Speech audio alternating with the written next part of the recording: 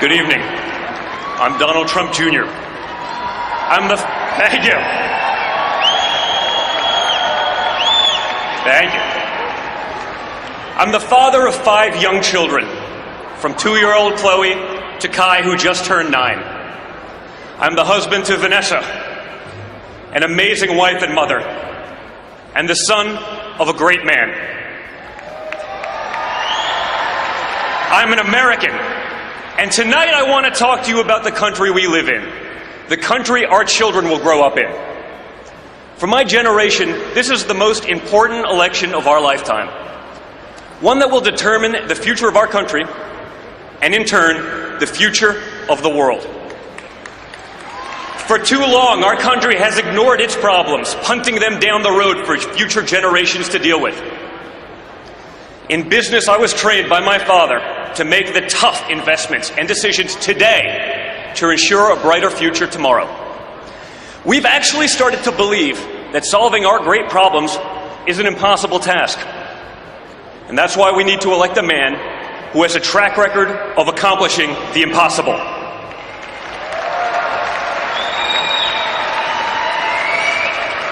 For the first time, parents no longer think that their kids will be as well off as we were.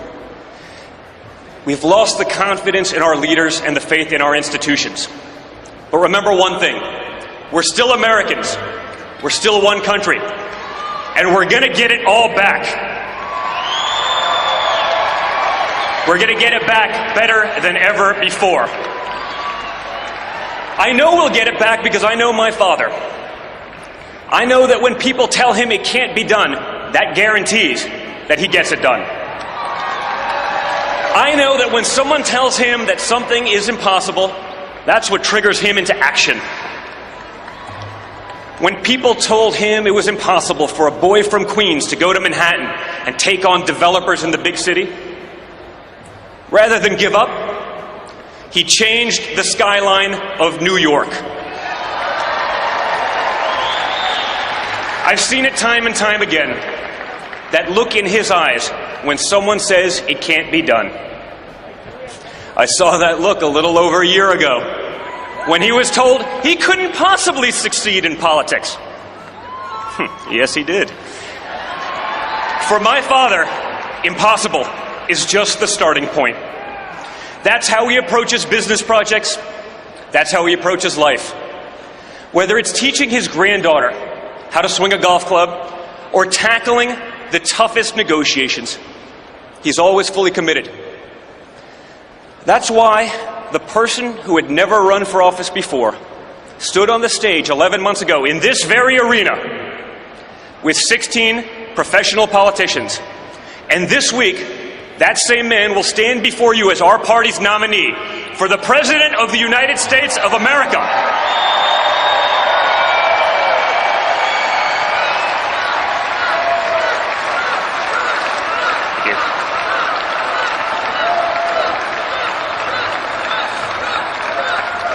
As a proud son and family member, it was one of the great honors of my life to be able to put him over the top in the delegate count earlier today. His unrelenting determination is why he's going to become our next president, and why I know that when my father says he can fix the country, he means it. You want to know what kind of president he'll be? Let me tell you how he ran his businesses. And I know, because I was there with him, by his side, on job sites, in conference rooms, from the time I could walk. He didn't hide out behind some desk in an executive suite. He spent his career with regular Americans. He hung out with the guys on construction sites, pouring sheetrock and pouring concrete and hanging sheetrock. He listened to them, and he valued their opinions as much and often more than the guys from Harvard and Wharton, locked away in offices away from the real work. He's recognized the talent and the drive that all Americans have. He's promoted people based on their character, their street smarts, and their work ethic, not simply paper credentials. To this day, many of the top executives in our company are individuals that started out in positions that were blue collar, but he saw something in them and he pushed them to succeed. His true gift as a leader is that he sees the potential in people that they don't even see in themselves. The potential that other executives would overlook because their resumes don't include the names of fancy colleges and degrees. I know he values those workers and those qualities in people because those are the individuals he had my siblings and me work under when we started out. That he would trust his own children's formative years to these men and women says all you need to know about Donald Trump. We didn't learn from MBAs. We learned from people who had doctorates in common sense.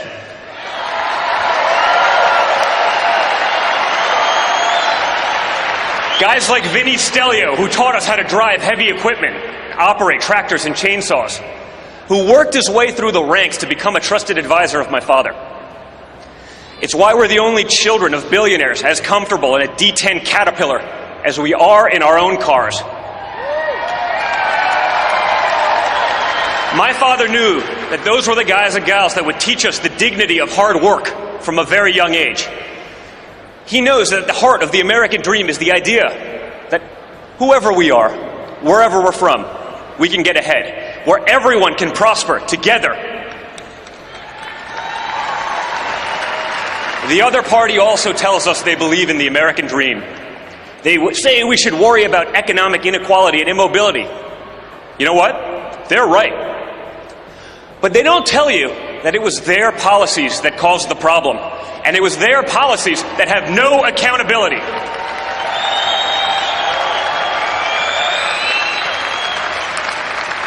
They gave us the worst immigration system in the world, one that imports immobility, one that drives down employment and wages for Hispanic Americans, for African Americans, and for everyone. An immigration system that favors illegals over those trying to go through the process legally. And at times, even over law-abiding citizens. It was Bernie Sanders himself who warned that a large tide of new workers keeps wages low and poverty high.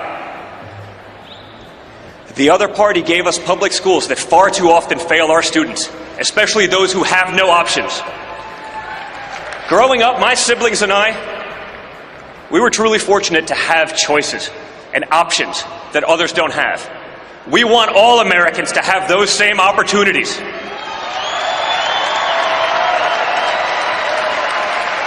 Our schools used to be an elevator to the middle class. Now they're stalled on the ground floor. They're like Soviet-era department stores that are run for the benefit of the clerks and not the customers, for the teachers and the administrators and not the students. You know why other countries do better on K through 12? They let parents choose where to send their own children to school. That's called competition. It's called the free market.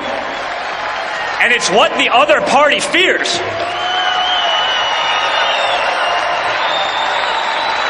They fear it because they're more concerned about protecting the jobs of tenured teachers than serving the students in desperate need of a good education.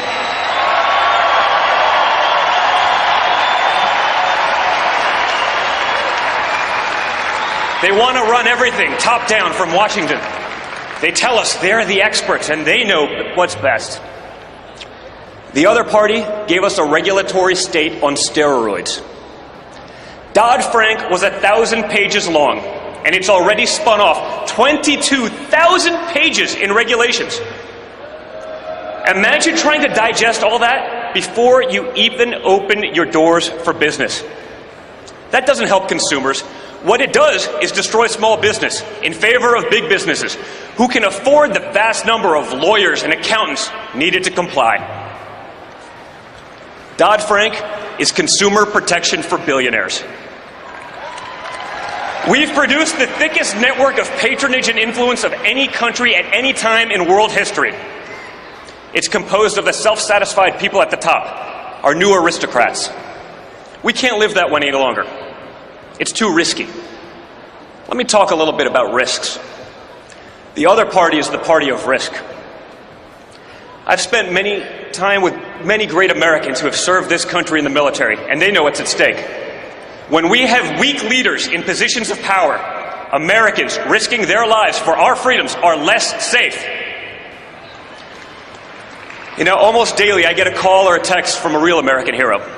His name's Mark Geist, and I'm proud to call him a friend. Mark was part of the security team at the annex on our grounds of the consulate in Benghazi. Mark was one of the men who received frantic phone calls from his buddies at the compound, calls that pleaded for help, calls that he and his team tried to answer, but calls that didn't save all his friends, because Secretary Clinton's State Department had ignored their requests for help, both on the night in question and even in the weeks and months leading up to the attack. It was a tragedy, and one that would be repeated were she to win the election. Ask Mark who's fit to lead, who has the judgment to lead, who will take that call at 3 o'clock in the morning yet? You know, or better yet, ask yourselves, if you were in Mark's shoes that night, who would you rather call?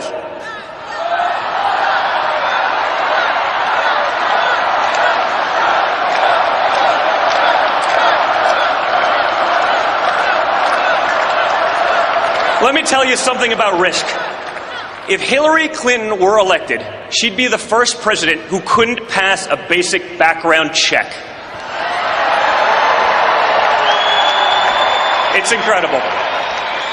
Hillary Clinton is a risk Americans can't afford to take. She says she'll issue executive orders to take away Americans' guns. She wants to appoint judges who will abolish the Second Amendment.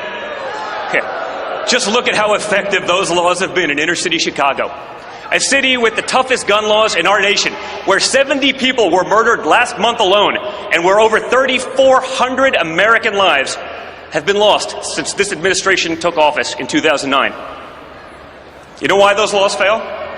Because criminals, by definition, don't follow laws. Rather than prosecuting real criminals, she would strip hard-working, law-abiding citizens of their rights to protect themselves and their families.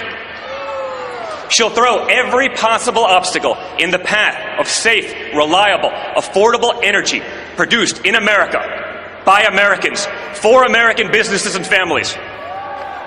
Rather than being energy independent, our country will be forced to remain beholden to her buddies in the Middle East. Those are risks we can't afford to take.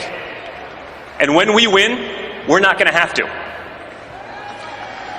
There's so much work to do. We will not accept the current state of our country because it's too hard to change. That's not the America I know. We're going to unleash the creative spirit and energy of all Americans.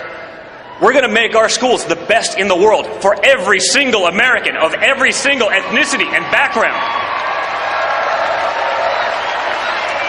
We're going to put Americans first, all Americans, not a special class of crony elites at the top of the heap. We're going to elect a president who will work with everyone to pass legislation that will make our country great again. A president who will give us a tax code that will free the American economy and end special loopholes for the wealthy. A president who will give us an immigration law that protects American citizens and gives them jobs. A president who will repeal and replace Obamacare without leaving our most vulnerable citizens without health care, and who will do it without destroying Medicare for seniors, as Hillary Clinton has proposed. A president who knows we can't simply delete our problems, but that we have to tackle them head on. A president who won't allow PC culture to put the safety and well-being of our children and our loved ones at stake. A president who won't bow and pander to nations that shudder at the very thought of America's existence. A president more concerned with the safety and comfort of his fellow Americans than the feelings of those hostile nations abroad who, if given the option, would wipe America off the face of this earth.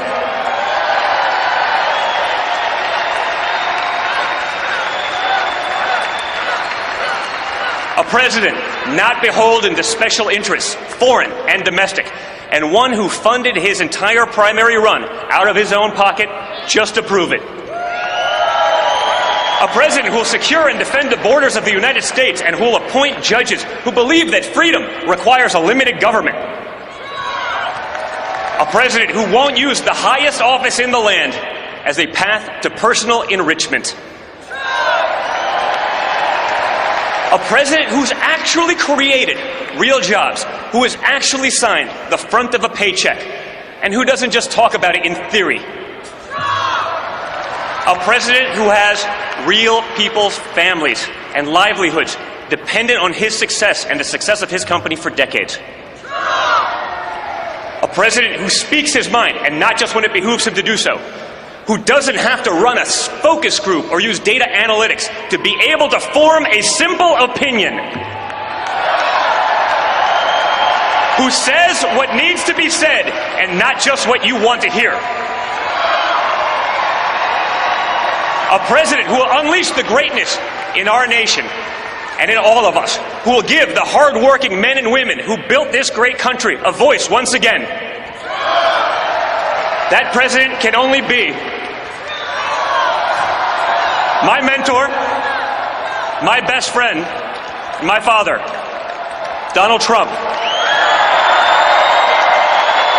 And when we elect him, we'll have done all that.